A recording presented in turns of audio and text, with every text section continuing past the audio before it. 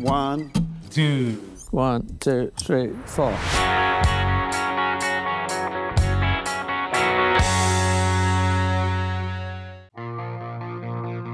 In this episode, I'm heading to the East Coast of the United States, to Boston. Specifically, to the north of Boston. Something wrong, something right, something missing. This time, it's to get to know an artist who, with his band Godsmack, redefined modern rock. Their self-titled debut reached 5-time platinum, and they've gone on to achieve 4 Grammy nominations, 12 number ones, and more. This is Life in 6 Strings with Sully Erna.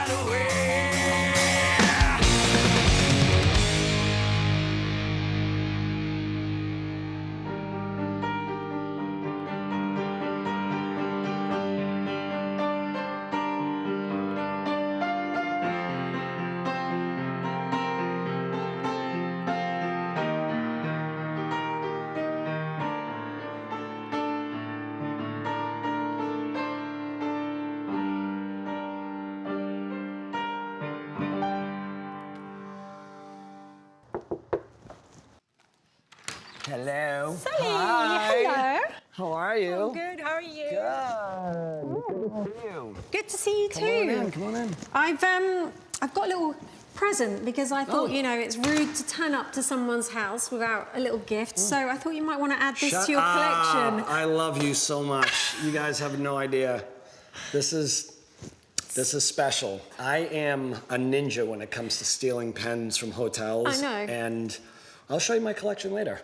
Okay. Yeah, Wow. This is the front entrance. This is my foyer. I needed to kind of set the tone for the house of music. I started off as a drummer. Some of my first inspirations were like drummers like Buddy Rich. Yeah. I grew up with him, and Animal from the Muppets was a big influence of mine. And then, you know, as I grew a little bit more, this maniac came out, Neil Peart from Rush. Long story short, I feel like I got my technique from my hands, from Neil, and the pocket and my feet, my footwork from John Bonham. Interesting. And I blended those two together, and that made me the drummer I became. And this is a great reminder, isn't it, of how far you've come? Yeah, I mean, I needed to go back to the beginning to remember where I am today. Yeah. And this was all a part of my childhood, you know? Yeah. These people were so inspirational to me. And I just knew where I was going, and I had to fight the world. I had to fight my parents. I had to fight the schools. I had to try to convince everybody at the age of 14, 15 years old that, like, I don't need to know who discovered America to play drums in 1982 or whatever the time was. And they're like, they didn't get it. And I'm like, I'm going this way. So now, of course, I love history and a lot of those things. But back then, it was, you know, I just try to convince everybody this is what I'm going to do, and that's that. And here we are. And here we are. Yeah, so this congratulations. Is all, thank you. No, that's cool. And I see you got a piano there as well. Every instrument except for the drums was self-taught. That's insane. But then you, like you say, you're from a musical family, so it's clearly true. something that's very natural. It's true. My dad is a musician. He plays the trumpet. Yeah. My great uncle, which was my grandmother's brother, Yeah. was a famous composer in Sicily. Yeah, okay. So music bloodline runs very deep for me. See, here's the thing with my instruments. Whether it's drums, piano, guitar, whatever I play, I come from a percussive background. Yeah. I'm a drummer at heart. I will always be a drummer. Yeah. I spent decades playing drums. So everything that I play has a rhythmic aspect to it. Yeah. The sax, brass, things like that, it's a whole different animal. Yeah. it So is. I need, like, my hands work as paddles. I was never a great solo player on guitar. I'm not a Nuno Betancourt, I'm not a Joe Satriani, but I'm a good rhythm player. Yeah, you are. Because it's rhythmic to me. Yeah. And same thing with the piano. As long as I can use my hands like paddles, I'm good. That's As soon as I get to separate the fingers and start, then you're like, it doesn't work out for me. Come on down here. I'm gonna show you the entertainment side of the home. Nice. This is like the fun room, the game room where we all hang. I already feel like it's quite fun up here. This is great. Let me tell you what this reminds me of. How many fucking years I've been on the road. Yeah. Away from my family, my friends, my daughter. It's my life's work. And, you know, I told Skylar, my daughter, Yeah. I said, you know, one day I won't be here. And since you're my only child, you'll get whatever I have. And I don't know what that will be. But there's just a couple of things that I hope you don't sell. Okay. And one is my gold and platinum albums because it's my life's work. Yeah. And it's music is what gave us a life, you know, and I hope that she cherishes those and kind of keeps them somewhere, you know, in her house, in her heart or whatever. Because it was a lot of work to accomplish this stuff. I've never known anything but music. Yeah. As far as that one thread that went through my life that saved me so many times from either getting killed or ending up in jail, from, I don't know, not knowing who I was gonna be in my life. Like music was just always that thing there that glued everything together. Yeah. And gave me that outlet because of how things started and how rough it was in the early years. I'm really grateful that I had music to vent through. Yeah. Otherwise, I don't know what would have happened. I don't know how I would have released a lot of that, you know, trauma and anger and frustrations and all these things that I've experienced when I was younger, going through these challenges in life and how poor I was and, you know, that whole thing. And your parents breaking up and the arguments. It was just a lot. And you need, as a child, you know, you don't know how to control those emotions. And music was always that thing that I could take out my frustrations and vent my anger or whatever it was, my sadness, my happiness through music. And it's a beautiful gift to have. I never take it for granted, ever. You gravitated towards the drums because, like you say, maybe you had this anger and frustration, so the drums were like this natural way for you to sort of smash it out. Exactly. Makes sense. But I still punched people in the face when I was Yeah, mad. well, you know, because I was you young. can't get and it all out on the drums, can you? You I need had a to little bit hit of... things. So yeah, the drums made a lot of sense. And of course, this is where it started, wasn't it? With this record. Yeah, that top left album, the gold album Yeah. from our first record, that was the first gold record I ever received in my life. That album means more to me than any other of these awards or albums in my life. And it's because that was the heart and soul of the grit that was graduating off the streets of Lawrence and into being an accomplished musician that actually did something with my life. Yeah. That will always be my favorite album. The reason why people connected with our music so much is because it was very raw, Yeah. it was very real, and it was about more of a human interest piece because these are the exact events most people go through. I just chose to be vulnerable and write about it. I did it in such a generalized way that people were able to transform my lyrics into their own life experiences and make it personal for them. Yeah. So I never really called out names or people. It was more just about situations I was involved with and how things affected me on an emotional level, good or bad. It just so happens that a lot of the early stuff was born from heartache and heartbreak. But again, music was there to kind of pick me up and help me move forward. And I think that's the biggest lesson in life is when you know life is gonna knock you down several times. I think it's more about how do we learn how to stand back up and take another step forward. You know, how do you reach down inside yourself and find that inner strength to move forward? Because it's going to happen over and over again. And I think most people today, most parents today, everybody wants to win the trophy. Everybody wants to set them up for success. What they're not educating them in is disappointment. Yeah, because that's it will true. happen over and over again. But it's the people that can stand up and find that inner strength to move forward again. Those are the people that eventually will find their dreams and get to where they want to be. That's a really good point, actually. I never thought about that. It's extremely tough to do when you're in it. Yeah. You know, when I was living in that life, I felt like the world was against me all the time. I was always afraid. I was always defensive. I was always trying to find a way out. And I just couldn't understand a lot of the times why we were so poor, why I was in such an environment that everything was chaos. Yeah. But it trained me for what life was going to throw at me later. Yeah. So those hard decisions and those hard events that would happen in my life later, it was a breeze to get through for the most part. Interesting. Compared to what I would have been if I never knew how to face those challenges and overcome them. Yeah, right? yeah, That's that the makes difference. sense. It does make sense. Where do you think that drive comes from? That survival The instinct. streets of Lawrence. The streets, you think so? And my parents. You hear all those metaphors of people going like, when I was a kid, I walked to school both ways, bare feet in the snow. Yeah. My mom did that. I watched her walk through snowstorms when her car broke down to walk 2 miles away to go to a grocery store that cashed checks back then. Yeah. She was on government assistant. So she got food stamps and welfare and things to help her raise us. You know, we ate government cheese, and it was your typical story of like, how poor can you possibly be? Yeah. And you have a mom who was a nurse, by the way. And so she worked 2 different jobs at 2 different hospitals and had to collect some government assistance just to make it work back then. Wow. And my dad, you know, just struggled as well, trying to just find a job. He was an immigrant from Sicily and, you know, didn't speak English very well back then, had no education. So he just tried to make his way through the factories in Lawrence and some of these places back then that had imported a lot of these immigrants. That's why they came to America to work at some of these big factories. Actually, the very first name of Godsmack when I started the band was called The Scam.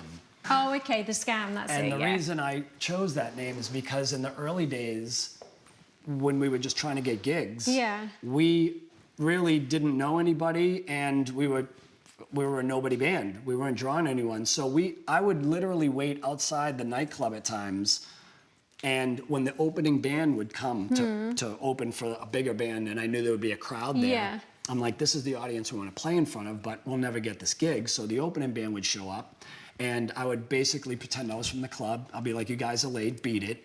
And I'd send them on their way. And then when the owner would come up, where's the opening band? We're like, I don't know. We're you know, we have our stuff, and we'd scam our way into playing shows. Yeah. And so the first name became The Scam. That is one of the greatest stories I think I've ever heard. Yeah. And then, you know, we only did like a 5-6 song demo, and it was terrible music. I won't even play it for you. It was so bad. Do you still have it? I think so, yeah. No, I know so. I'm saying I think so because I don't want to say. Where is it? Come on, let's get it out. No, let's crack it out. We'll get him drunk, and then he'll crack it out later. Well, probably. Look at this. Who's that? That's you. It is me. It doesn't look anything like you. But it did back in the day. If you look at those earlier pictures, That's true, actually. that's when it was done, and it was by... Hang on a minute. I'm sorry, I'm going to have to point this out. You're gonna... You know what I'm going to point out on this? My bulge? Yes! You're dirty. It's my sticky fingers. I didn't do this, though. I Yeah, didn't but make I my know. own junk. I'm sorry, this but is- come on, you got to look at this. This is from a fan. What's Thea. that? Keep wearing, Is that the keep name? wearing the cock thing. I want to point out one more thing Yes, go on that I'm then. very, very proud of.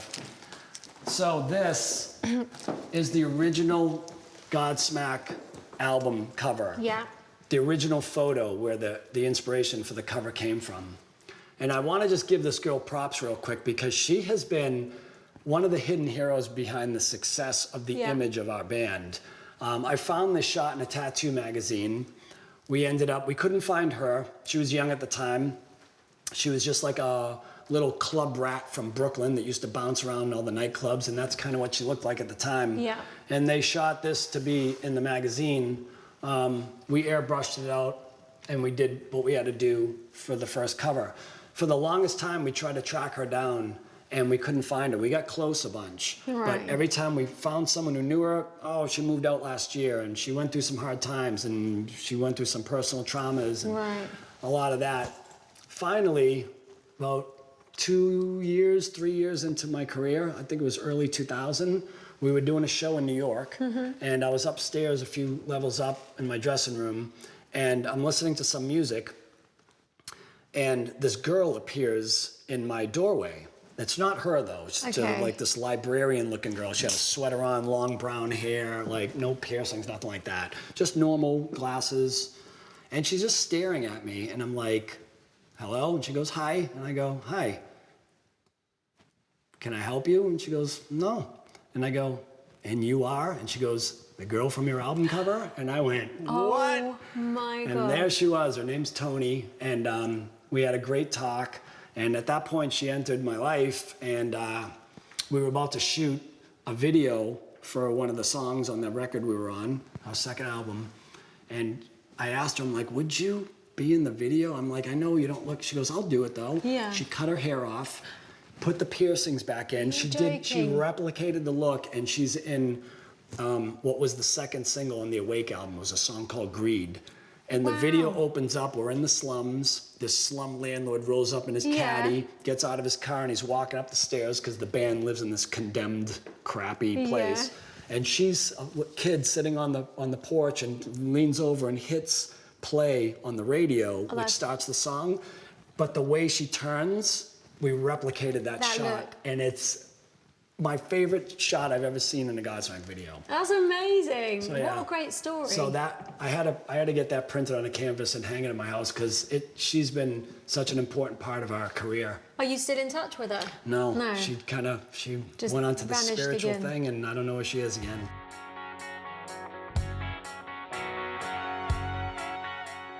Should we go and see HQ? Sure. Yeah? Yeah, the headquarters. Yeah, we'll show you where You gonna? all the prep stuff. You have to go that way now. Okay, cool. Shall I Can't do race you? Yeah. Go. Two steps beat me. behind. You're always 2 steps behind. Yeah. Do you think there'll be another Godsmack record? I think there will. I said there wasn't going to be, and at least I know there won't be with the original members. Yeah. Because they've officially retired, They right? have. 2 of them have, and very honorably, and we're still really good friends. There's no drama there. I'm putting some new people in place. I'm still in some trial periods, but we have some plans coming in 2026 that we're excited about, and it's going to be good. I mean, the band's coming into the height of our career. All these years later, we're hitting another moment where we're doing our best attendance. And there's really it's kind of come full circle. And what I love about you as well is you're very open about when you've talked about suffering from anxiety and all of this stuff, and then you've turned that into something positive with the Scars Foundation, Yes. which is giving back, like you say. I mean, what made you want to do that? Well, I always wanted to give back because I'm grateful for what I have, and I always wanted to, I don't know, not feel like I've taken advantage of, being successful. There was a moment where I had a couple things happen in my life. I had lost another friend of mine to suicide after I've lost other people in my life to addiction and suicide. And then I was dating Gaga for a minute. Oh, okay. Right, I read this about you, and then I wasn't 100% sure if it was true. But go on then. Yeah. So I was introduced to her name's Stephanie, and I was introduced to her through a mutual friend of ours, and we kind of clicked from the beginning, and hit it off, and we started to date. It didn't last very long, just because she was in a different place and time in her life. I don't think she was really ready to get serious in another relationship because she was coming out of one. But we clicked, and we were really spending a bunch of time together. Well, within one of those times, and we were having a discussion about whatever, I said a couple things, and I must have hit a nerve because she responded very defensively, and it made me go ooh, I guess we have to kind of watch how open we are sometimes, because we have these vulnerabilities that we protect, right? I wonder how many people in this world have these kind of insecurities that when it's brought up, your reaction is to put up the wall, shut it down, and walk away, right? Yeah. And I started mixing that with all the things that I knew about my life and the traumas that I went through, and all these scars, these emotional wounds that I have. The Scars Foundation was born from that, because our whole motto is take all these emotional and physical scars that we have in our lives and recognize that they're nothing more than our battle wounds from life. And we should wear these scars loudly and proudly and tell our stories, because it helps other people tell their stories and come forward. So we do everything from suicide prevention, addiction, PTSD, bullying. We have a youth ambassador program now for children that have been scarred from their own parents taking their lives, or addiction.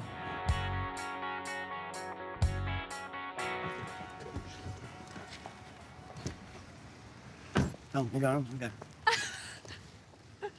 So yeah, this was my house. This is where I grew up.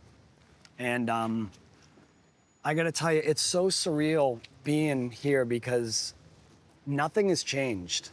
Yeah. The house is the same color, the fence is the same. I remember this lock on this fence, this thing right here. These little things remind me of my childhood. My mom's still alive. She's still in the North Carolina, South Carolina area. But Yeah, so this just, I was- guess, just being here and thinking like about your grandparents. I gotta tell you a couple of crazy stories while I'm here because so much shit's going through my mind right Okay. now. I'll show you if you Okay, guys let's wanna have a come. look. Come here. This front porch right here is Yeah. where all the action went down. So when the cars would come around this corner, they would crash into this wall, and then there would be a live shootout on the street. Yeah. What Well- do you mean shootout? Guns? Yes, cops and robbers, real life shit. I watched a guy right on the sidewalk get killed, get shot by a police officer because they were behind the door, the cops were Yeah. parked there, he was crashed there. He got out, he's limping, he's bleeding, he's shooting, they're shooting. They end up getting him there, and 10-year-old Sully was on this porch watching the whole thing. What did Until you- my mom came out and grabbed me by my fucking hair and ripped me back into the house. And yeah, it was gnarly here. Here's another crazy story. Come here. Okay, where are we going? So, this was my living room, Yeah, oh, okay. okay? I was young, probably 10, maybe under, watching the show. Yeah. Do you remember Lassie? The Yes, show yeah, Lassie. it's We about were the watching dog. Lassie. And we kept hearing a thump. Right. We'd look out the window, no one around. Go back to the show, thump, thump, thump. Look out the window, what the fuck is going on? Yeah. Finally, crash. A bow and arrow comes through the glass, through the curtain. Swear on my life, this is a true story. Almost takes my sister out. I run into the bathroom. My mom's like, what is going on there? I'm like, an arrow came through the window. She's like, what are you talking about? We ran in the living room and there it is. There's an arrow stuck in the drape of the window. So my uncle on the 3rd floor has a scope on a BB gun. Yeah. And he's looking around, and over there in the distant, not this blue house, but the next tan one, Yeah. he finally sees the guy come out on the porch. We come out, there's 150 arrows stuck in the house, and he was target practicing on my house. You are Cops went and got him, kidding me. arrested him. Turned out he broke into a weapons store, And sold they it. confiscated all these guns, bow and arrows, knives. I mean, that's bonkers. Yeah, Absolutely bonkers. that's the kind of stuff that we went through in Lawrence. No wonder your mum wanted to move. It really hardens your shell Yeah. where nothing impresses you, nothing surprises you. Yeah. In Lawrence, anything can happen at any time. After you, ma'am. Thank you very much. You're welcome. And here we are. We're officially in Boston. Oh, well, yeah, sort of. We're on the outskirts, but You've got Boston there. I know, because that's my home. Boston, you're my home. Bam, bam, bam, bam. But yeah, this is Godsmack headquarters. And Okay. of course, the sign of rock and roll. Dio. Hey, it doesn't always have to be Dio. Come on, he invented the horns. Yeah, he didn't invent the devil, though. Oh, true. I'll give you that. Okay, so I think I've seen this room on Instagram. Yeah, this is This is our where you get private fit. training center. We call it World Tour Fitness and Boxing. We get our groove on in here. And this is the first part of our warehouse where we store all the touring gear. Okay, I love So this. everything in this room, most of it comes with us on tour. So as we settle in here, we should just get comfortable. Okay. Right? Let's take our jackets your off jacket because off. we're gonna have a little guitar lesson in a minute. Come here, I'm gonna show you something real quick. Are you going to give me a job to do? Cameras, get in position, please. This is gonna be fucking dramatic. 3, 2, 1, the reveal. Okay, don't fuck this up now. Here we go. Wow. Now that's fucking rock and roll. Do I get the Huh? job? You do. Oh my God, look at this. So what we've done here is we replicated a 40 by 22-ish stage. Yeah. So we can rehearse with Godsmack or solo stuff at any time. And since you came to visit me, wanting me to do your guitar show, Yeah. I just thought I would lay out an array of different guitars that I have so we can talk shop I finally love it. about guitar. If anybody knows anything about Zeppelin, or if you watched my Instagram, you know that I just showcased this on a post. I've been wanting this guitar for a very long time. It is the same guitar that Jimmy Page used on The Song Remains the Same and in many concerts. And Have you played I am it? so excited. No. Can you play? Have you ever played a double neck before? I noodled around with it a little bit. I always think let's people see. that play double necks are eccentric. Let's see. So, you know, I truly believe that every guitar has a song in it. Yeah. You just got to find what the song is, you know? And this one, if I just played it, it would go like, that's bad, right? There's no song there. Yeah. No song there. But if we went, Oh, hello. that sounds like a hit. That sounds familiar. So, yeah, this is my most recent purchase. And oh my God, I'm so excited about this guitar. I actually got it because I'm getting ready to write some new music soon. Okay. And whenever I start gearing up to write an album, I want every tool that I can think Yeah. of that I may want to use. And I love that this has a 12-string and a 6-string side-by-side. I don't know what I'm going to use it for yet, but I promise you, it's going to be epic. Whatever that guitar plays, It has to be, because doesn't it wrote Stairway to Heaven, it has to be an epic Yeah. song. This was actually going to be when Gibson offered to do a signature series for me. I said, yeah, that'd be amazing, and they sent this to me. And Why did I they was go- like, you know, oh. this is kind of basic, and I'm not sure that this is what we're looking for, but, you know, thank you. And then this is what we ended up coming up with. Nice. This is the Sully Erna signature model. Which feels a bit more like you. And I'll tell you what's cool about this. This is my logo. Yeah. 3 moons, see? But it says nice. SE. Okay. See my initials there? yeah. I didn't know if you caught that. It's very witchy. What'd you think? It's very witchy. 3 moon cycle, get it? No? Okay, fine. I do get it. What's cool about this guitar is, so I'm not a great solo player, I never have been. Right. I'm a good rhythm player because I'm a drummer, so everything's percussive for me. Yeah. So what we did is we took out the rhythm channel, which a lot of times the guitar players will flip up to, Yeah. the Joe Bonamasas, the greats that can play so good. I wish I could play like that. But I end up, what I do is when I sing a lot, like I'll be playing a rhythm, and then if it's a single guitar part, I switch it off. That's a mute for me. Right, okay. And then I sing my thing, whatever, and when I'm ready to go, it's just a click on and we're gone. What I did with So the that tone knob, switches the guitar off. Mm-hmm. Why do you want to switch it off? because sometimes when I'm singing, You the don't way want to we hit recorded it, it goes to a 1 guitar part, and then the second guitar comes in on the chorus. Okay. So instead of me having to roll off the volume, Yeah, yeah. I can be singing and I just go like that, and then I grab my mic and I look Yeah. cooler. You understand? I do I go into that understand. rock star pose. You're like, it's sick. People go crazy. They fucking go crazy. Is it this as And well? then when I'm ready to, and then when I'm ready to sing again, I play again. I just switch it back on and I'm on. So it's just like an on and off switch instead of rolling the volume. I call it the Rhythm Master. But what's cool is this tone knob. Yeah. When you pull it out, it turns into a phaser. Yeah. Fancy schmancy. So, and we spent a lot of time figuring out what the phase sounded like, because I really wanted it to sound like a vintage Phase 90. Yeah, okay. And we finally got it right, and it really does sound cool. This is custom painted by my friend John Huff, who actually took his life and why I started the Scars Foundation. really? He did a lot of my drum sets, and look how beautiful That's- that guy. oh my I mean, he was God. a crazy great artist. And this is actually the only other one that I don't have that's not a Gibson. This is a Zemitis. That And I'll looks, tell that you looks what, like something out of Mad Max. dude, you know who turned me on to this company? Who? Nuno Betancourt. Oh, really? You did an episode with Yeah. him. What was the first guitar that you learnt on? Have you still got it? I do. Okay. Do you want to see it? I always want to see it, yeah. Do you want to touch it? I definitely want to touch it.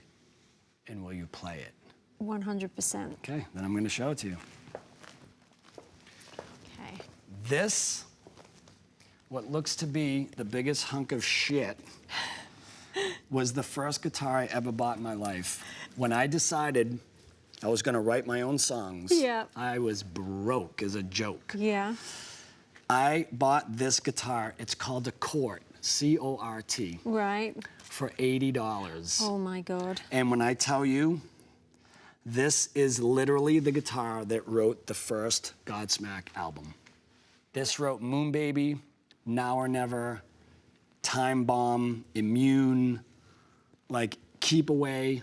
This wrote Keep Away, which was a big single for us. So that's you just played that on the first record. You didn't play it on the second one. By that I wrote point, songs on this. My guitar player didn't have a guitar, so I bought it and let him use this to come and jam because we couldn't play because he had no money either and he had no guitar. Oh my God. So I spent $80, bought this cheap-ass Cort Strat copy look-alike thing, and just recently my guitar tech brought it back to life because it was dead for a while. You could see this duct tape on it. Yeah, the but I love all of that. It's cracked. And you know what? This guitar sounds so good right now. Does it? I play it live and I tell the story of how we started Godsmack, and it actually plays great. Have a nice day in hell. So did you stick all these stickers on? This was back when I was very upset with the world. Yeah. I was just mad at everybody. That You used to just say see- rape. But I put rap. Wasn't there a thing with you guys with that? You had to stick that on one of your records. We did the first album. Was it the first album? We put You it did out and they didn't put a parental Yeah. advisory sticker on it, and some guy from Ohio complained because his daughter was listening to it, and he had Walmart pull it off all the shelves in Walmart. That was it. And it was the best publicity we ever got in Yeah, our can you lives. imagine? Everyone wants it then. All the kids Then we want it. really blew up. Yeah. Then we got invited to the Ozfest and everything, and then shit took off. So whoever you are in Ohio, thank you. Yeah. Appreciate the help there. Okay, so you're wanna going to let play me it? play that one? Definitely, All yeah. right, well what then, what should let's we do? go. Something different? You have a What's the pick? one? I got a pick. Perfect. Have a seat, young lady. Thank you very much. I never took formal lessons, but I've had friends along the way, obviously. Yeah, that showed you how to play. Yeah. Oh, hello. Are we alive? Wow. Look at you. You got the cool phase. I'm going to leave the phaser on it because actually we talked about doing a song called Something Different. Yeah. And it actually starts with a phaser on it. Oh, does it? Okay, So well, there we go. we'll just leave it that on, and it goes like this. Ready? 1, 2, 3, 4. Something wrong, something right, something missing. Something black, something light, something different. Did you ever feel you need to speak to me that way? Something black, something light, something different. Something wrong, something right, something missing. Did you ever feel you need to speak to me that way?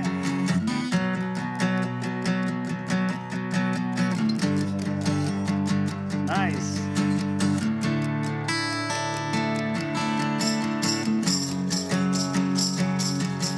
Something black, something light, something different. I know what we're doing. Something wrong, something right, something missing. Did you ever feel you need to speak to me that way? Me that way. Oh, what was that? Oh, you bumped it. Fucking Come on, catch up. We got Okay. it. You got it. Fret it, fret it, fret it, fret it. Half step. Oh, there. No, there. Back to the top. Okay. B.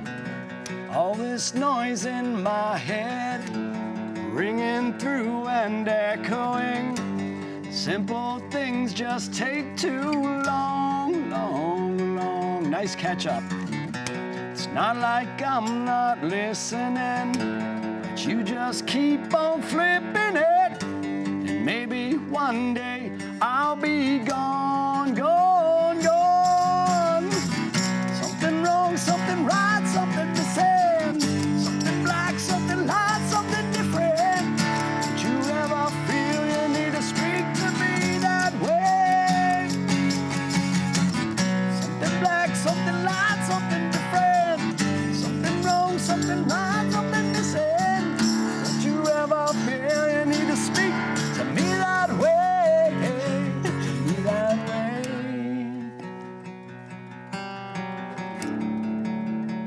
Perfect. Amazing. Yeah.